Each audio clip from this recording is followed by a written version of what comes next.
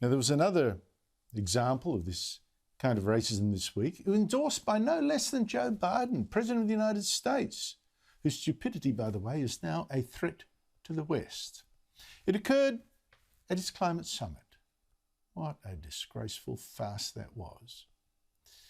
I am gobsmacked that Biden, on that Thursday and Friday last week, insulted the intelligence of 39 other world leaders, including our Prime Minister Scott Morrison, by making them listen to the ravings of a bizarre parade of alarmists and mystics and New Age tribal women and even a teenager. It was amazing. Now, Biden called this summit last week to force countries like ours to slash their global warming gases even more, at whatever cost, in money and jobs, while the world's biggest emitter, China, by the way, is meanwhile free to increase its own. The health of communities throughout the world depends on it. The well-being of our workers depends on it. Now, what is so telling is that the speakers Biden invited to his great big two-day climate conference last week did not include one climate scientist. And I think the reason was pretty simple. It would have been too dangerous to inject facts into the debate. I mean, scientists might have told him that, whoops, the temperature of the planet has just dropped to below the average of the last decade of last century.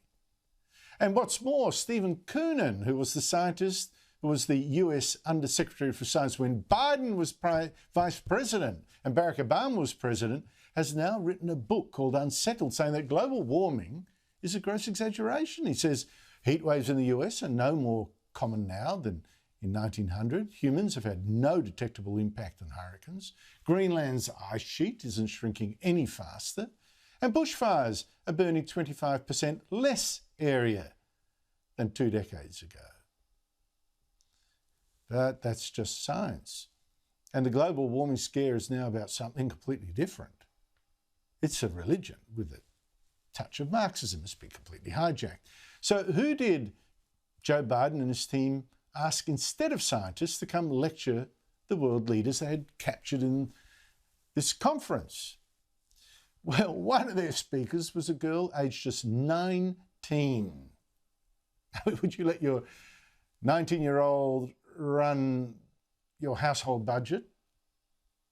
But here is a 19-year-old telling us how to run the world. She's in her first year at university in America.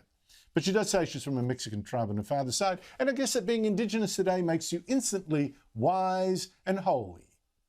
So world leaders were treated to a lecture of the latest far-left university babble. We demand comprehensive, non-Eurocentric and intersectional climate education, including literacy on climate justice, environmental racism, ancestral and Indigenous wisdom, on historical movements, disability justice, green careers, and sustainable living. Yes, ancestral and Indigenous wisdom is needed to fix global warming. So I wonder, what did the Aztec gods of Mexico recommend to this girl's ancestors to cut the emissions back when her ancestors were offering them human sacrifices, living hearts cut out of men's bodies? If only we knew. And if only we could have people of colour, not whites, lead this global warming crusade. But most importantly, all of these solutions must be implemented with the voices of frontline Black, Brown, and Indigenous communities as leaders and decision makers. Yep, no whites, please. Oh, no. Now, it is outrageous that Biden served up that steaming nonsense to 39 world leaders. And she wasn't the only one he trotted out. There was also Achana Sareng, a 25-year-old former student activist who identifies as a member of India's Karya tribe, which again makes her suddenly wise, even when she's prattling New Age eco-bull and suggesting that we go back to the forests. Mass climate education incorporating Indigenous worldview should be core to nature-based solution. Nature-based solution should recognize and support the traditional knowledge and practices of Indigenous youth and promote their forest-based livelihood. On it went with this nonsense. President Biden also had an American Indian turn up to claim that Indians had centuries of timeless wisdom on how to confront climate change. I thought climate change was a new problem. And the leader of the Association for Indigenous Women and Peoples of Chad in Africa claimed Indigenous peoples' traditional knowledge is the key to helping all of humanity adapt and mitigate climate change.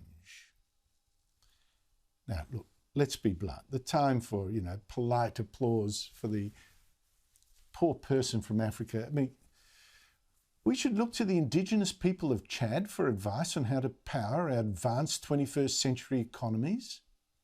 Chad, which the United Nations Development Programme says is in the lowest category of all human development. In fact, it's ranked 187 out of 189 countries and territories. Chad can't even run itself.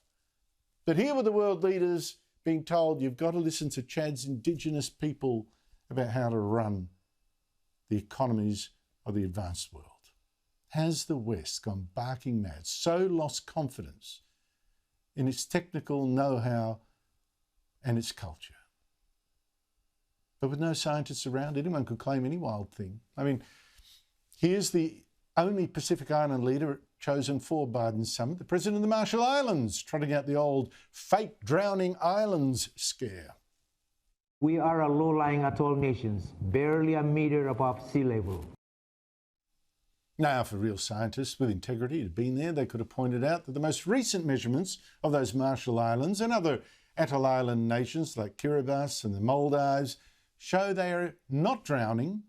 They are, in fact, growing in size. As the top expert on sea levels in the Pacific, Paul Kench of Auckland University, said in January, the majority of islands in each of those nations has either got larger or stayed very similar in size.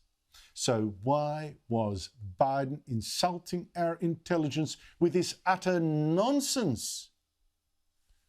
And why didn't our Prime Minister, Scott Morrison, dare call it out?